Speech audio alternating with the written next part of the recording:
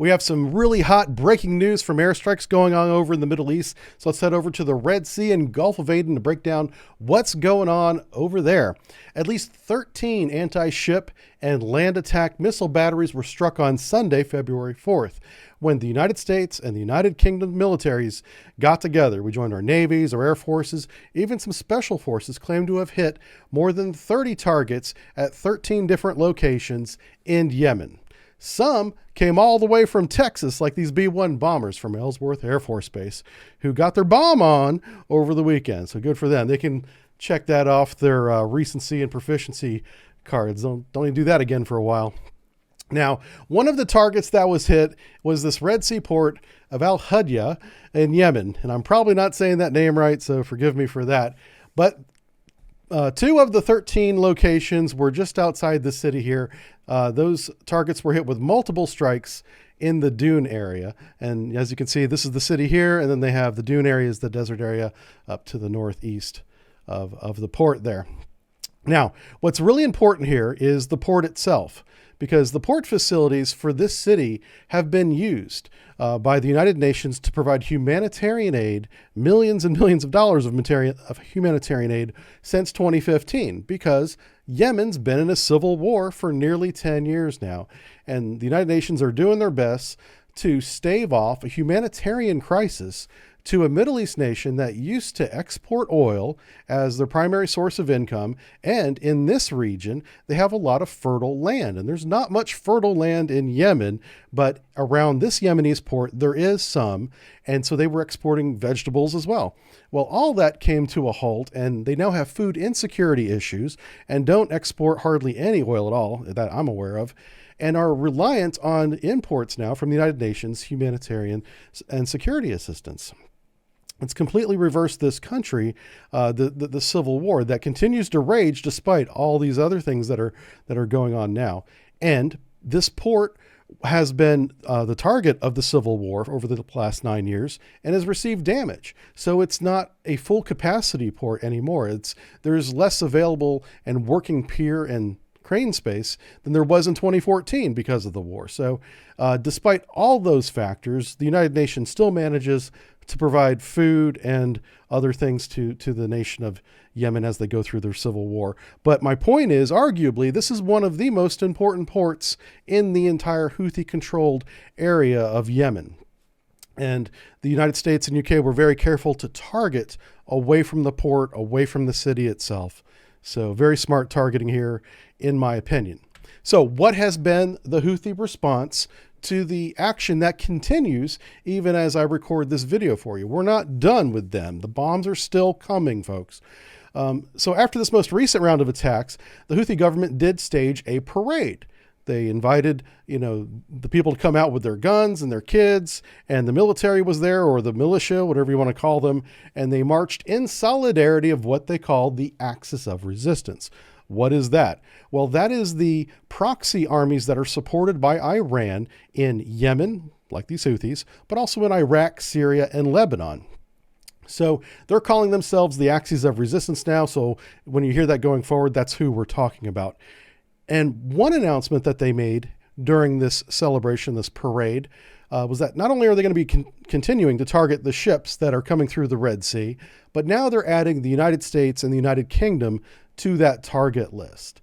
So this is the closest thing to a declaration of war against the United States I've seen since, I don't know, maybe the first Gulf War. It's been a long time. And I'm a little confused, and this is where the chat can come in the comments and explain to this sailor why in the midst of a 9-year-old civil war and food insecurity, and you can't export your oil to make money for your country, and you're reliant on United Nations humanitarian assistance, why would you begin a war with 2 of the largest militaries in the world, in the United States and the United Kingdom? We are very capable militaries, and the Houthis seemingly have quite literally shot themselves in the foot by expanding this conflict from a civil war to something much more regional than it was just a few months ago. And they did it intentionally. For months now, they've been calling to attack shipping. including shipping that doesn't just go to one specific country in the Med. And I don't understand why an expansion like this would somehow help the Houthis, because they're finding out right about now what they've done to themselves. And like I said, it's not going to stop anytime soon. The United States military, I should point out, and this is not a popular opinion, but it's true, we've learned our lesson, many of us, from the wars in Iraq and Afghanistan, even Syria, the wars in the region. We realize those types of methods of nation building and diplomacy do not work in this region. You can't rebuild a nation in the 21st century, after it's completely demolished. Iraq is still a mess of corruption and tribalism. It's completely... It's unrecoverable by Western standards. You're not going to take any nation in this region and make it the next Western democracy. That has failed repeatedly. And so learning from that, the United States has tried not to get involved again. We're trying to get out of the region in terms of, rebuilding and kicking out dictators. Those days were behind us years ago. And yet people in the region seem to want to have the Americans involved in their wars. And it doesn't make sense to me. It's not going to work out well for them. So put that in the comments if you guys have any theories on how this helps the Houthis. Don't know. So we've learned a couple things about how the Houthis are getting their intelligence. How are they able to hit these ships with cruise missiles and anti-ship ballistic missiles, which without guidance, like they have, it's really hard to aim because you're basically playing lawn darts with, ballistic missiles over 50, 100 kilometers, hoping you hit a big ship. And sometimes they've been hitting them. So one of the ways this is happening is right here. A couple ships have been publicly identified, and there's probably more, but 2 have been publicly identified by the United States as being Iranian Revolutionary Guard Corps support ships that also provide intelligence, reconnaissance, and targeting data to the Houthis. The first one is this one right here. This is the Bashad General Cargo Ship. Goes by EPBW3 on the radio if you're looking her up on your dial. She sails under the Iranian flag, and she has been anchored outside Djibouti for a long time now. What is she doing there? Well, she's providing, logistical support to the IRGC in international waters off the coast there. But she's also monitoring who's coming in and out of the port of Djibouti. This little country right here is host to numerous nations, including China and the United States, where we have military, naval, and air force bases there. It's a very good location because it's kind of a neutral site that's near the theater to provide support for our troops on the ground in the area. China does the same thing for anti-piracy patrols too, right here. So this ship is out there just checking the boxes of who's coming in, who's coming out with who, when, and providing that intelligence to Iran and the Houthis. The second ship, and this one is the more egregious, is the Saviz. Now, if this looks similar to the previous ship, this one, it's because it's the same class of general cargo ship, and it flies under the Iranian flag like the previous one does. Now, the AIS on this ship, the identification system that's required to be on, has been turned off for over a year now. I think it's like 18 months at this point. And so she's been trying to keep her location not transmitted, not public. But we know exactly where she is. She's visually verified and spotted in the Red Sea, where she's been anchored for the majority of that time. And she's providing very specific classification and targeting information, as well as logistic support, to the Houthis about the ships that are going by on the Red Sea. And this is a big reason why they're being so successful with their anti-ship cruise missile and ballistic missile attacks, is this ship right here. So this is very clearly a military target because it is providing military support during an active conflict in the region.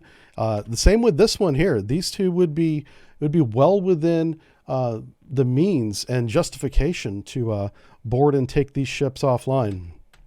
Now, this is a great piece, a picture from the great piece by the New York Times, where it showed how these large cargo ships that are so massive can provide tactical logistical support to the small IRGC boats that are around and in the area. This is an example of a small boat receiving some supplies from the large boat, and these boats act as motherships to these smaller boats and can support them for long periods of time with anything from fuel to medical to ammunition, you name it, which is why these large ships, these cargo ships, could be classified as a legitimate military target, supporting the IRGC and the Houthis.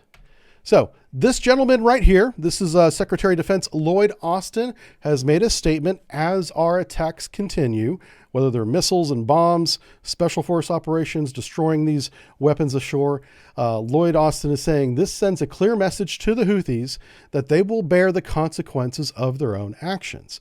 And if they do not stop their illegal attacks on international shipping and naval vessels now that they're targeting us as well, these actions will continue. So now the ball is in the Houthis' court. They can choose peace if they want to, but we'll have to see what actually happens here. And as it does, we'll bring it to you, folks. So if you want to know how all this got started and why the United States is doing this, watch this video right here.